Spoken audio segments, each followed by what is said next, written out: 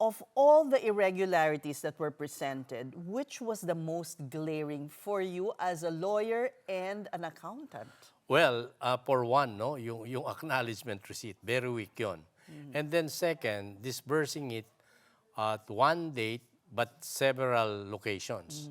Kaya very effective, I would say, yung paggamit ng term na superman, that when you need to be a superman to be able to disburse those funds in different location at one day, no?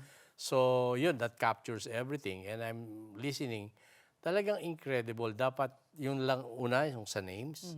And then hindi lang isolated incident eh. Kung one day lang nangyari, very easy to justify na, nagkamali nung day na yan, no? Parang may But pattern. may pattern and repetitive yung pag-disburse ng ganong kalalaking halaga na questionable, dubious yung amount.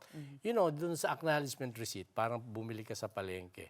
Wala namang mga resibo dun eh. Sasabihin mo lang sa tindera, o pirmahan nyo ito, pirmahan nyo ito.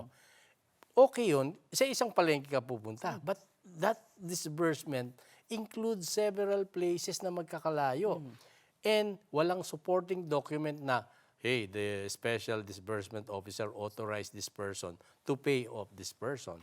Sana Wala. may ganon. Sana pwede. may ganon. Kaya very Pero good for yung rewards, question. tanggap nila eh. For rewards, parang for information received. Yeah.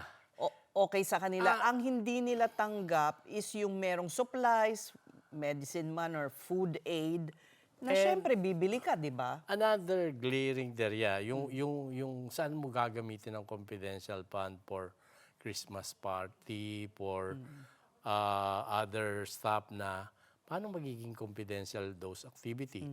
And not only that, no, the prosecution were able to show that even with the disbursement itself, no, you have the name and then sometimes walang complete name.